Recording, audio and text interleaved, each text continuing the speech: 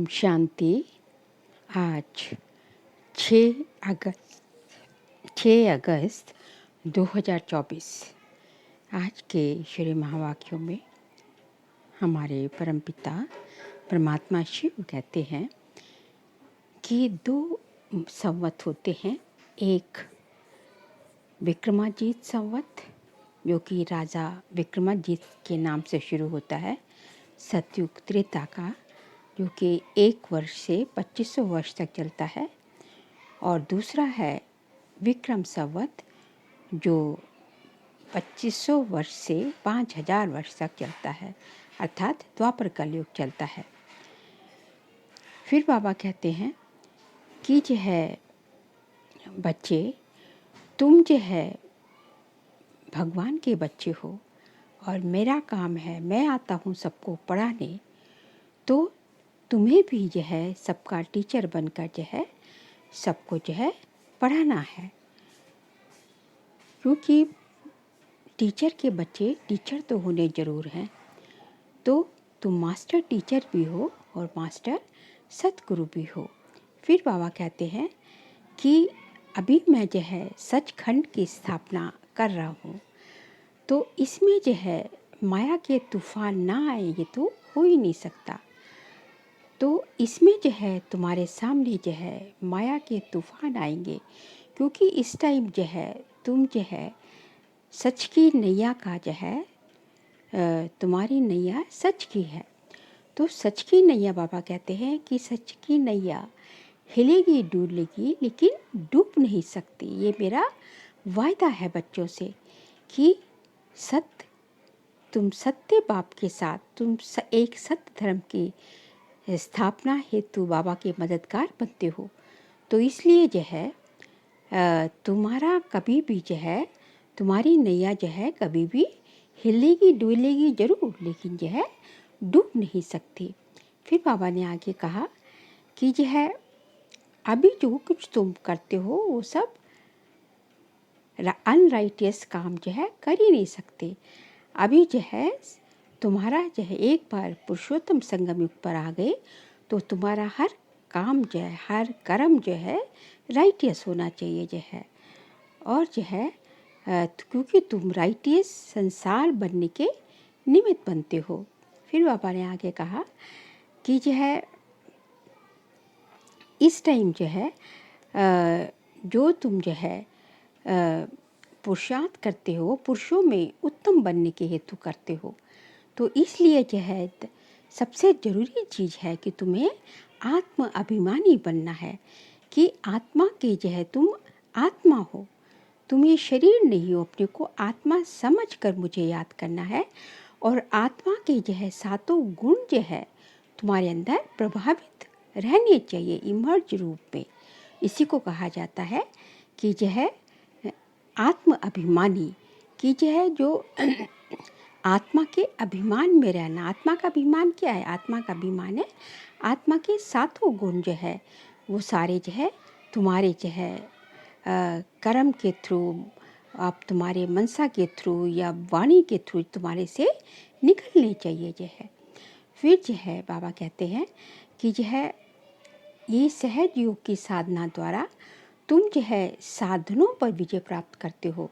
साधनों पर विजय प्राप्त करने वाले तुम प्रयोगी आत्मा बनते हो।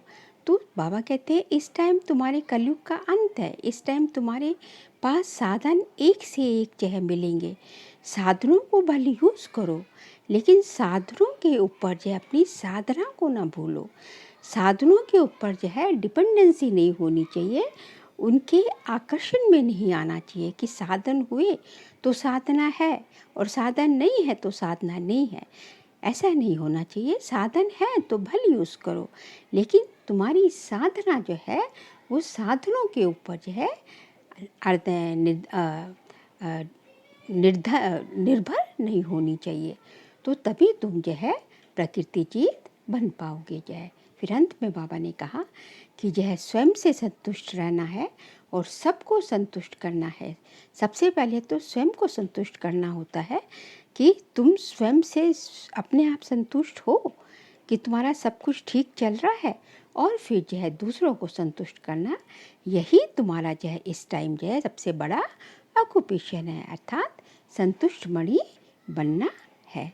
अब जो है इन बातों को विस्तार से जानने के लिए सुनते हैं आज के ईश्वरीय महावाक्य। बाबा कहते हैं, मीठे बच्चे अब विकर्म करना बंद करो, क्योंकि अब तुम्हें विकर्माजीत संवत शुरू करना है। अब विकर्म करना बंद करो, क्योंकि अब तुम्हें विकर्माजीत संवत शुरू करना है। प्रश्न है, हर एक ब्राह्मण बच्चे को किसी एक बात में बाप को फॉलो अवश्य करना है। उत्तर है, जैसे बाप स्वयं टीचर बनकर तुम्हें पढ़ाते हैं, ऐसे बाप के समान हर एक को टीचर बनना है। जो पढ़ते हो उसे दूसरों को पढ़ाना है। तुम टीचर के बच्चे टीचर, सतगुरु के बच्चे सतगुरु भी हो। तुम्हें सचखंड स्थापन करना है। तुम सच की नैया पर हो। तुम्हारी नैया हिलेगी डुलेगी, लेकिन डूब नहीं सकती। ओम शांति। रूहानी बाप बैठ बच्चों के साथ रूह रिहान करते हैं। रूहों से पूछते हैं, क्योंकि ये नई नॉलेज है मनुष्य से देवता बनने की। ये है नई नॉलेज अथवा पढ़ाई। ये तुमको कौन पढ़ाते हैं? बच्चे जानते हैं, रूहानी बाप हम बच्चों को ब्रह्मा द्वारा पढ़ाते हैं। ये भूलना नहीं चाहिए। वह बाप है, फिर पढ़ाते हैं तो टीचर भी हो गया। ये भी तुम जानते हो, हम पढ़ते ही हैं नई दुनिया के लिए। हर एक बात में निश्चय होना चाहिए। नई दुनिया के लिए पढ़ाने वाला बाप ही होता है। मूल बात ही बाप की हुई। बाप हमको ये शिक्षा देते हैं ब्रह्मा द्वारा, कोई द्वारा तो देंगे ना। गाया हुआ भी है, भगवान ब्रह्मा द्वारा राजयोग सिखलाते हैं। ब्रह्मा द्वारा आदि सनातन देवी देवता धर्म की स्थापना करते हैं। जो देवी देवता धर्म अभी नहीं है, अब तो है ही कलयुग, तो सिद्ध होता है स्वर्ग की स्थापना हो रही है। स्वर्ग में सिर्फ देवी देवता धर्म वाले हैं, बाकी इतने सब धर्म होंगे ही नहीं, अर्थात विनाश हो जाएंगे, क्योंकि सतयुग में और कोई धर्म था ही नहीं। ये बातें तुम बच्चों की बुद्धि में हैं। अब तो अनेक धर्म है। अब फिर बाप हमको मनुष्य से देवता बनाते हैं, क्योंकि अब संगम युग है। ये तो बहुत सहज बात समझाने की है। त्रिमूर्ति में भी दिखाते हैं ब्रह्मा द्वारा स्थापना। किसकी स्थापना? जरूर नई दुनिया की होगी, पुराने की तो नहीं होगी। बच्चों को ये निश्चय है कि नई दुनिया में रहते ही हैं देवी गुण वाले देवताएं। तो अब हमको भी गृहस्थ व्यवहार में रहते देवी गुण धारण करने हैं। पहले पहले काम पर जीत पाकर निर्विकारी बनना है। कल इन देवी देवताओं के आगे जाकर कहते भी थे कि आप संपूर्ण निर्विकारी हो, हम विकारी हैं। अपने को विकारी फील करते थे, क्योंकि विकार में जाते थे। अब बाप कहते हैं, तुमको भी ऐसे निर्विकारी बनना है, देवी गुण धारण करने हैं। ये विकार काम क्रोध आदि अगर है तो देवी गुण नहीं कहेंगे। विकार में जाना, क्रोध करना, ये आसुरी गुण है। देवताओं में लोभ होगा क्या? वहाँ 5 विकार होते नहीं। ये है ही रावण की दुनिया।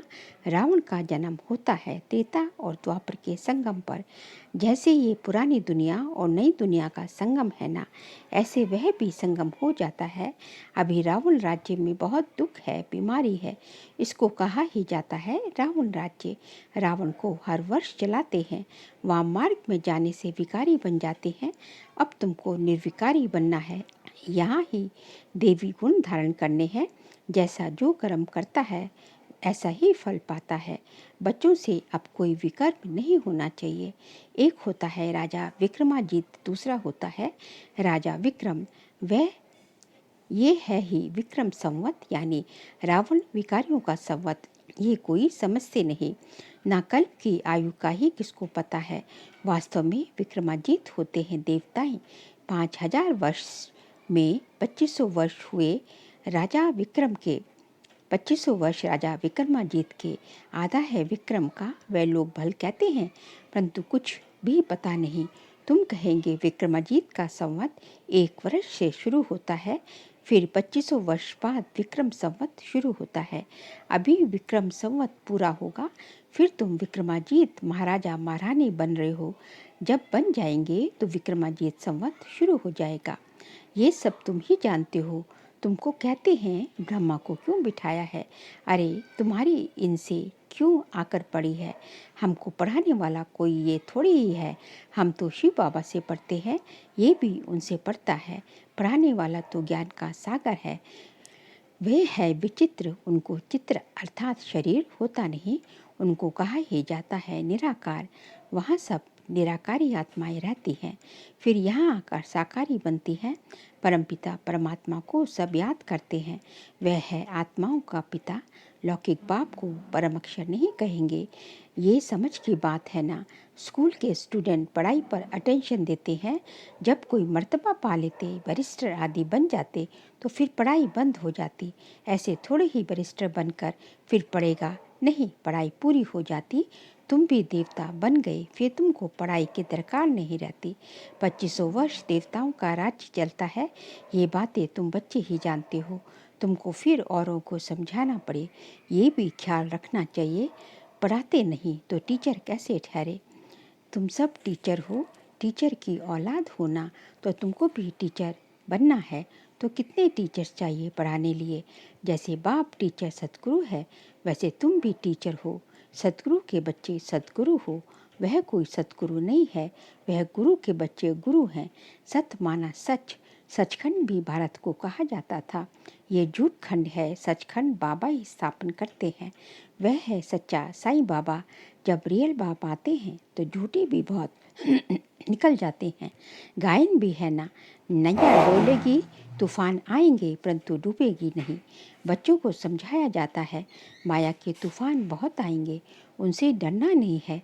सन्यासी लोग तुमको ऐसे कभी नहीं कहेंगे कि माया के तूफान आएंगे। उनको पता ही नहीं नैया को पार कहाँ ले जाएंगे। तुम बच्चे जानते हो भक्ति से सदगति नहीं होती है, नीचे ही उतरते जाते हैं। भल कहते हैं भगवान आकर भक्तों को भक्ति का फल देते हैं। भक्ति तो जरूर करनी चाहिए। अच्छा, भक्ति का फल भगवान क्या कर देंगे? जरूर सदगति देंगे कहते हैं, परंतु कब और कैसे देंगे ये पता नहीं है। तुम कोई से पूछो तो कह देंगे ये तो अनादि चलती आ रही है, परंपरा से चली आई है। रावण को कब से जलाना शुरू किया? कहेंगे परंपरा से। तुम समझाते हो तो कहते हैं इन्हों का ज्ञान तो कोई नया है। जिन्होंने कल पहले समझा है वह झट समझ जाते हैं। ब्रह्मा की तो बात ही छोड़ दो। शिव बाबा का जन्म तो है ना, किसको जिसको शिवरात्रि भी कहते हैं। बाप समझाते हैं मेरा जन्म दिव्य और अलौकिक है। प्राकृतिक मनुष्य सदृश जन्म नहीं मिलता है, क्योंकि वह सब गर्भ से जन्म लेते हैं, शरीरधारी बनते हैं। मैं तो गर्भ में प्रवेश नहीं करता हूँ। ये नॉलेज सिवाय परमपिता परमात्मा ज्ञान सागर के और कोई दे न सके। ज्ञान सागर कोई मनुष्य को नहीं कहा जाता। ये उपमा है ही निराकार की। निराकार बाप आत्माओं को पढ़ाते हैं, समझाते हैं। तुम बच्चे इस रावण के राज्य में पाठ बजाते बजाते देह अभिमानी बन पड़े हो। आत्मा सब कुछ करती है, ये ज्ञान उड़ गया है। ये तो ऑर्गन्स है ना।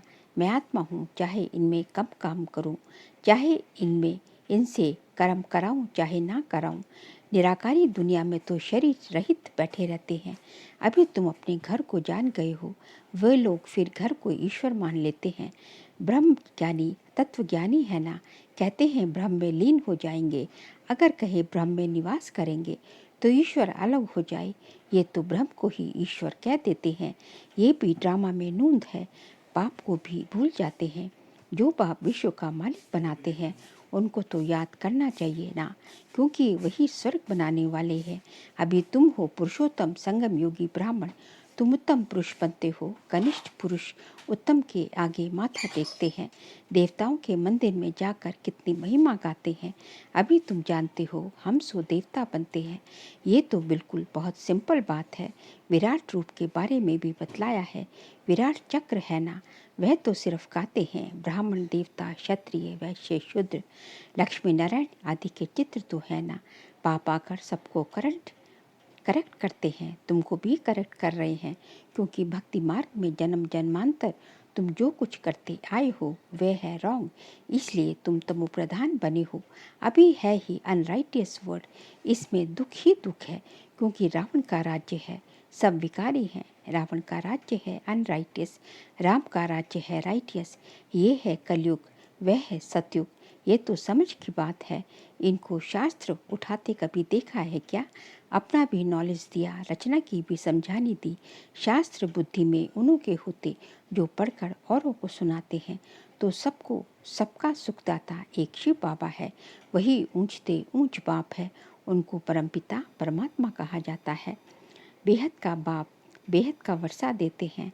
5000 वर्ष पहले तुम स्वर्गवासी थे, अब नरकवासी हो। इस रावण राज्य में भी राजाएं महाराजाएं होते हैं।